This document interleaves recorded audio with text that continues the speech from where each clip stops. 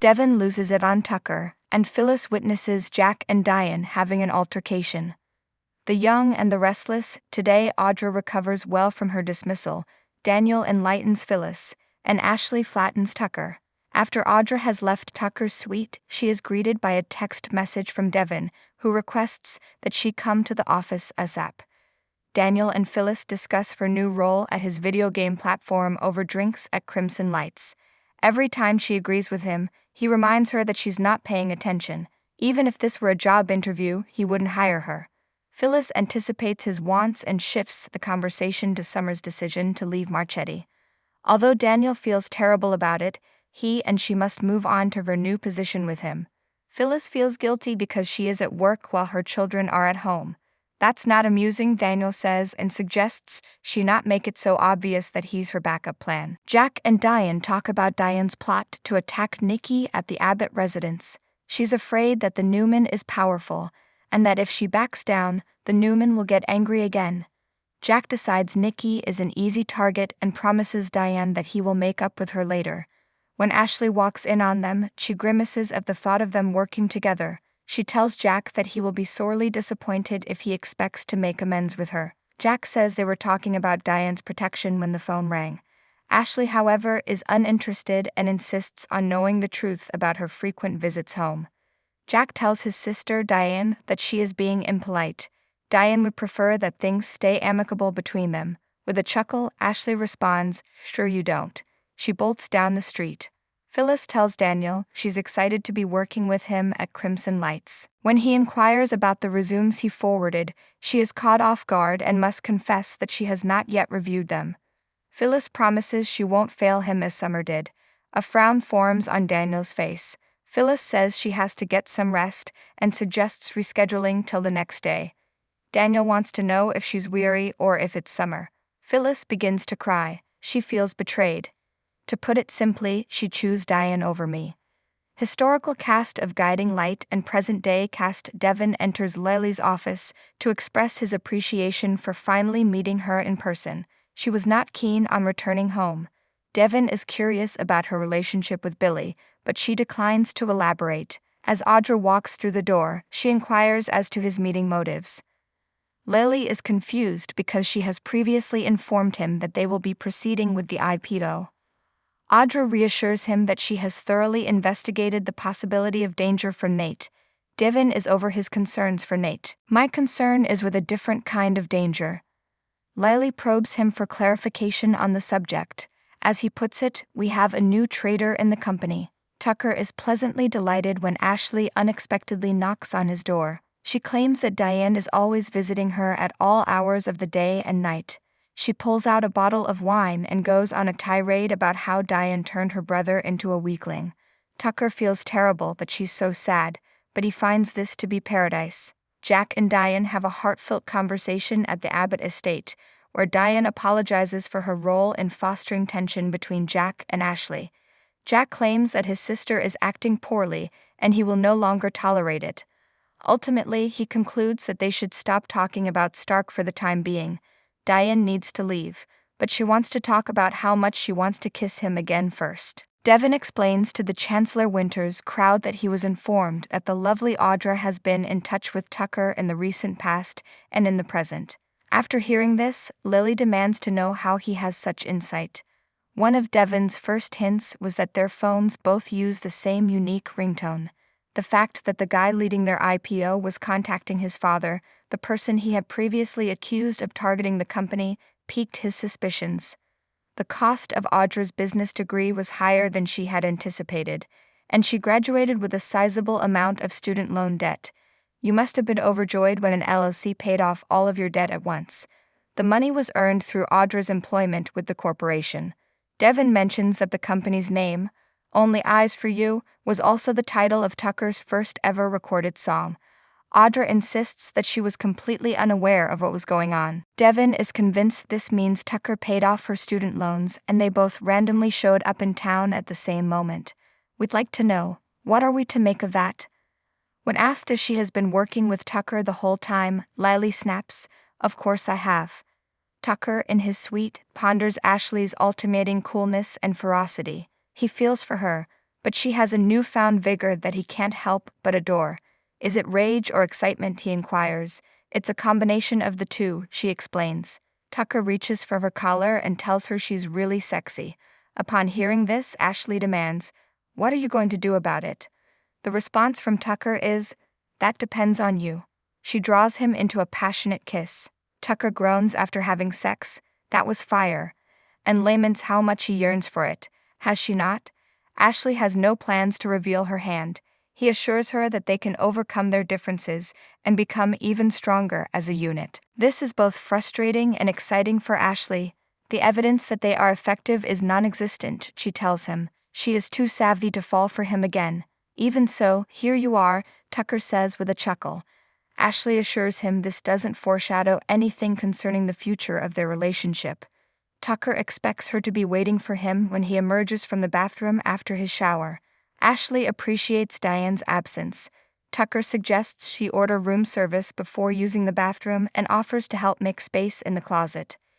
In the red light district, Daniel reveals to Phyllis that Summer isn't fooled by Diane's machinations and doesn't trust her. If that's the case, Phyllis wants to know why she's not standing up for herself. Since Summer is caught between her mother and spouse, Daniel thinks Phyllis should consider the situation from Summer's perspective. Just cut her some slack. Don't be afraid to step up and take responsibility. In an interview with Chancellor Winters, Audra reveals that she knows Tucker from her time in London, but claims that their acquaintance has nothing to do with her professional activities in the British capital. Devon challenges her, asking if she has any evidence to back up her claims. Audra doesn't get why they're letting her relationship with Tucker slow them down. Tucker is not a danger to you in any way. I don't either. Why would I believe anything you say? Lily scoffs. She decides she can't take any more of this and fires Audra. The company no longer needs you. Before storming out of the building, Lily orders Devon to have security accompany her. I'll go, Audra says to Devon, if you feel the same way. Devon laughs. A folder titled Ashley Abbott Beauty Incorporated and another titled Jabot are among the items Ashley discovers in Tucker's room. Bingo, she thinks to herself. Comps, evils, and reports from Jabot. Our group was clearly in his sights. When Tucker finally makes an appearance, he tells her he doubts there is anything new in there. Devon has extended an invitation to Audra to argue for her continued employment at Chancellor Winters. Since she has insider knowledge of Tucker and his motivations, she believes she can be helpful. Let's just say he came to town with Chancellor Winters on his mind, as you suspected. Devon is concerned that she intends to exploit Tucker's faith in her to win him over. Audra has extensive knowledge of the organization, and she advises Devon that she is someone he should have on his side. Totally. Devon exclaims in astonishment. Now you're threatening me, huh? He warns her that if she complains about the company to anyone, she would be sued for a significant amount of money and time before the end of the day. In order to get extra cash, you'll have to ask my dad, I said. Audra knows that their professional partnership is over. Devon affirms that she has been let go from her position. It's his loss, Audra tells him, and she mocks him for being a poor judge of character. That's a lot of times you've been played. It baffles me that you've gotten this far. Diane tells Jack at the Abbott estate that her affections for him aren't a relic of the past or a token of appreciation. For the first time, she has an emotion that is not predicated on her desire for a man to provide for her. She fears it may derail their plans. When I care about you as much as I do, how can I pretend to tolerate Stark? When Daniel confronts Phyllis about her behavior, Phyllis explains that she was only trying to keep Summer safe at Crimson Lights. When Daniel's mother finds out what he and his sister were talking about, he tells her not to tell his sister. He begs his mom to forgive Summer and show some compassion. Phyllis jokes, "Who's distracted now?" as Lily steps in. Daniel cautions Phyllis. "I'm serious. No ratting me out." Phyllis hurriedly puts on her coat. When he goes to see how Lily is doing, she explains that she's been dealing with an unexpected situation at work. Daniel is concerned that it will have an effect on the game system. Ashley confronts Tucker about his possession of Jabot's finances in the suite. Tucker claims it was just experimental, a means of getting back in touch with her after he returned to town. He recalled having asked Diane to procure them on his behalf, to which Ash replies, "Those came from her." Tucker doesn't respond directly, but he does add that after hanging out with Jebut, he no longer wants to pursue her. To paraphrase, I hope our friendship remains pure. After he leans in for a kiss, she pulls away. Tucker is aware that she recognizes the authenticity of their connection. Just the two of them. Devon bangs on his father's door and orders him to open up. Lily comforts Daniel at Crimson Lights after he apologizes for turning it into a personal attack and asks if she wants to talk. The answer is no, she doesn't. Daniel thinks she wants to go home and rest. Why don't we just sit here and chat about things that don't really matter? Lily suggests. Daniel says with a grin, count me in. During a visit to the Abbott estate, Jack speculates that Diane may be using Stark as a distraction to pry into his and Diane's relationship. She didn't mean for that to happen, but perhaps they should discuss it. Following Jack's declaration of his love, the pair share a passionate kiss. The moment Phyllis steps out the door, she sees it. Audra is spotted by Nate at Society and informs him that she is there for a celebration. Nate comes with her and is excited to hear the news. He orders a round of drinks and inquires as to the occasion of the celebration. According to Audra, I've moved on from Chancellor Winters. She says the IPO preparations are complete and they have no further need for her. Most likely, Audra will leave town in search of greater challenges somewhere. Nate says he may have a great opportunity for her if she decides to stick around. She finds it fascinating. Devon is admitted by Tucker. His son has informed him that he and his father no longer have any kind of interaction with one another. He is aware of his partnership with Audra and his attempt to use her to get a majority stake in the firm before it goes public. If that's the case, Tucker wants to know why he advised Devon to disregard his better judgment and go ahead with the IPO. To throw him off, Devon assumes. He thinks his dad probably couldn't help but chuckle whenever he told the story of how Nate had betrayed them by distracting them with Victoria so that Tucker could easily take advantage of the situation and screw over Chancellor Winters. When asked what happened between the two of you and Audra, Tucker begins, I don't know what went on between you and Audra, but Tucker learns through Devon that she has been sacked and is barred from the office, thereby cutting off his own access to the business. Also to myself and my son. Tucker claims he has never been interested in whatever Devon has going on professionally except to aid him. As Devon accuses Tucker of coming to town to pretend he wanted to connect with him and his grandson, Ashley tries to hold back the tears. Devon claims that Tucker was really simply using their relationship to plant someone in Devon's firm in an effort to take it over.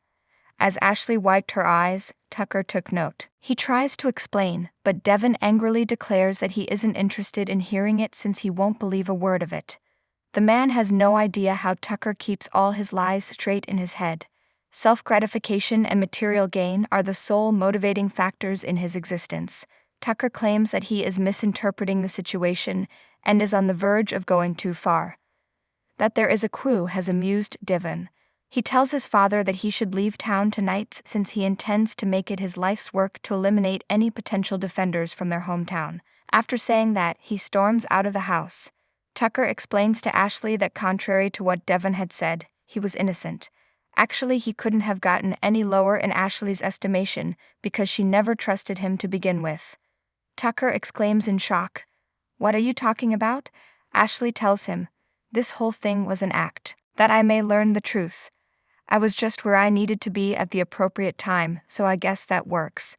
Taking her coat, she leaves. Tucker clears his desk of papers, pauses for a while, and then puts on his shoes. After Diane and Jack finish kissing at the Abbott residence, Diane says she needs to return to her hotel without him. Jack offers to take her, but she already has transportation. With one other's help, Jack assures her they can overcome any obstacle. Clearly pleased with herself, she smiles broadly. At the club, Nate informs Audra that he needs a chief operating officer at Newman Media and that she should apply. If things go as planned, there will be more alcohol for everyone. Audra says with a grin, "Throw in my hat." Tucker ends up in Noah's club, where he immediately recognizes Phyllis. He joins her on the sofa and adds, "You look how I feel." "How do I look?" Phyllis inquires. "How are you feeling?" To which Tucker inquires, "So, are you ready yet?" She then inquires, "For what?" "To destroy everything," he says.